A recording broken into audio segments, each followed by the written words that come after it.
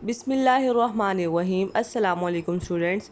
Class 10th chapter number 1 chemical equilibrium का जो आज हम लोग टॉपिक पढ़ेंगे वो है equilibrium constant and it's units. Equilibrium constant को हम Kc से डिनोट करते हैं। सबसे पहले मैं आपको बताती हूँ कि Kc होता क्या है, इसकी डेफिनेशन क्या है। Kc को हम एक बैलेंस्ड केमिकल इक्वेशन से डिराइव करते हैं। अगर आपको नहीं पता कि किस तरह से इसको डिराइव किया जाता है तो इस पर मैं एक पूरा वीडियो बना चुकी हूँ, डिस्क्रिप्शन में आपको उसका लिंक मिल जाएगा। जब भी हमारे पास एक बैलेंस्ड केमिकल इक्वेशन होती है तो उसका Kc लिखते हुए जो प्रोडक्ट्स उस केमिकल इक्वेशन में जो प्रोडक्ट्स हैं उसको हम ऊपर वाली साइड पे लिखते हैं और जो उसके रिएक्टेंट्स हैं वो नीचे आ जाते हैं, और उनके साथ जो मोलर कंसनट्रेशंस होती हैं, जो जितने नंबर ऑफ मोल्स होते हैं, वो जब Kc लिख रहे होते हैं तो वो रेज़ टू पावर में इस तरह से ऊपर चले जाते हैं। ये जिस तरह मैंने सी, डी और ए, बी लिख के सर्कल करके मेंशन किया हुआ है। अब हम डेफिनेशन की तरफ चलते हैं।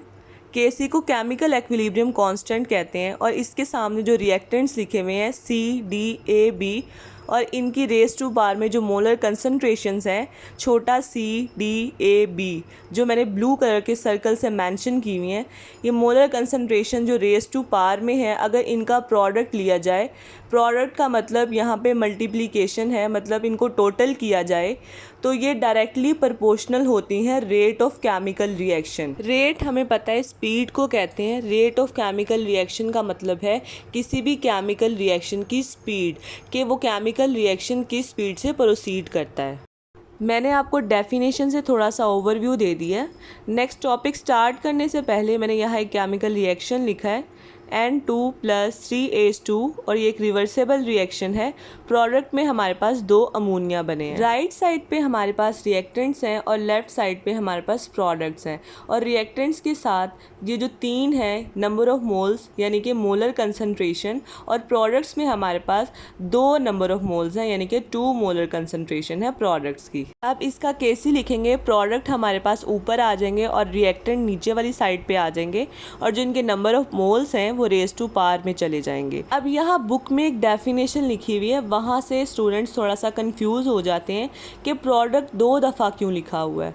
अब एक हमारे पास जो प्रोडक्ट है उसका मतलब होता है रिएक्टेंट और प्रोडक्ट्स वाला, और जो दूसरा प्रोडक्ट है ये इस तरह मैंने मेंशन भी किया हुआ है, मल्टीप्लिकेशन वाला प्रोडक्ट आता है कि जब 2 चीज़ों का प्रोडक्ट हम लोग निकालें तो क्या आंसर आएगा। तो दूसरा जो प्रोडक्ट है वो इस तरह से लिखा हुआ है। अब एक जनरल इक्वेशन है ए बी, रिवर्सेबल रिएक्शन है हमारे पास, और प्रोडक्ट में हमें सी और डी बन रहा है। सबसे पहले इसका Kc लिख लेंगे, उसके बाद मैं आपको बुक के अकॉर्डिंगली इसकी डेफिनेशन समझाती हूँ। बुक में उन्होंने ये बताया है कि हमारे पास रेशो होता है 2 चीज़ों का, प्रोडक्ट्स का और नीचे रिएक्टेंट्स का।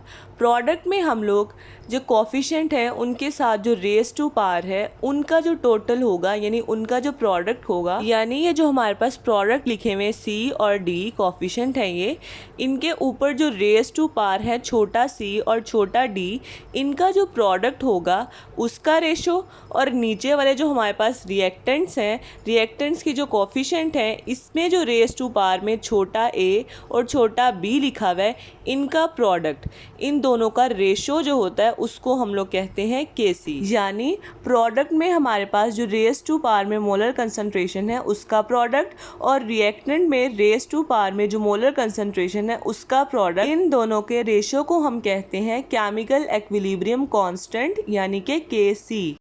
नेक्स्ट ये बताया गया है कि प्रोडक्ट्स को हमेशा न्यूमरेटर में लिखते हैं और रिएक्टेंट्स को डिनोमिनेटर में। उसके अलावा एक केमिकल इक्वेशन को हमेशा बैलेंस्ड केमिकल इक्वेशन होना चाहिए। जैसे वाटर की एग्जांपल लें कि 2 हाइड्रोजन एटम 1 ऑक्सीजन एटम के रिएक्ट करने पे हमारे पास 2 वाटर के मॉलिक्यूल बनते हैं।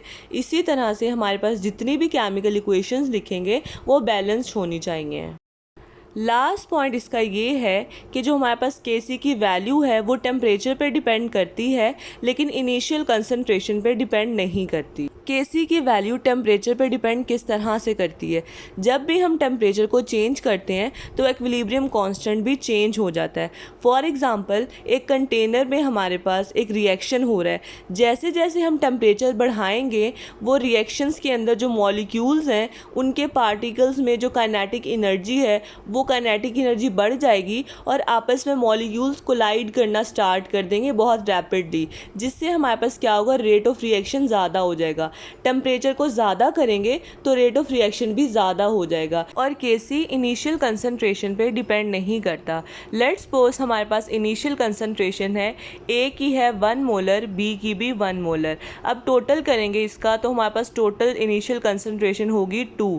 जैसे ही रिएक्शन हमारे पास इक्विलिब्रियम में आएगा तो ये जो हमारे पास इनिशियल कंसंट्रेशन थी 2, ये रिएक्टेंट्स और प्रोडक्ट्स में इक्वली डिवाइड हो जाएंगी, 0.5 0.5 और प्रोडक्ट्स में भी 0.5 और 0.5। इसलिए Kc इनिशियल कंसंट्रेशन पर डिपेंड नहीं करता क्योंकि ये थ्रू आउट कॉन्स्टेंट रहती है हमारे पास। अब बारी है Kc के यूनिट की। तो Kc का कोई भी एक स्पेसिफिक यूनिट नहीं होता, इसको हमने हर केमिकल इक्वेशन के थ्रू खुद कैलकुलेट करना होता है। इसके अलावा पीछे हमने एक्टिव मास का यूनिट देखा था, उसका यूनिट था मोल डेसीमीटर पर क्यूब। इसका यूनिट कैलकुलेट करने की हमारे पास दो पॉसिबिलिटीज़ होती हैं, एक तो इक्वल नंबर ऑफ मोल्स हों या हमारे पास अनइक्वल नंबर ऑफ मोल्स हों। जब हमारे पास इक्वल नंबर ऑफ मोल्स होते हैं यानी रिएक्टेंट्स में भी उतने ही नंबर ऑफ मोल्स हों जितने प्रोडक्ट्स में हैं, तो वो कैंसल आउट होके हमारे पास उसका कोई भी यूनिट नहीं होगा। फॉर एग्जांपल यहाँ पे हाइड्रोजन और आयोडीन को रिएक्ट करके हाइड्रोजन आयोडाइड बनाया हुआ है। पहले इसका Kc लिखेंगे, ऊपर प्रोडक्ट्स आएंगे और डिनोमिनेटर में रिएक्टेंट्स को लिख लेंगे। डेफिनेशन में ही मैंने आपको बताया था कि इसमें मोलर कंसंट्रेशन जो नंबर ऑफ मोल्स होते हैं उनका प्रोडक्ट लेते हैं। अब एक्टिव मास का यूनिट है मोल डेसीमीटर पर cube. Active mass, molar concentration और नंबर ऑफ मोल्स, ये तीनों एक ही बात है। अब प्रोडक्ट में हमारे पास 2 हाइड्रोजन आयोडाइड है यानी कि स्क्वायर है, मोल डेसीमीटर पर क्यूब लिखेंगे और इसका स्क्वायर आ जाएगा।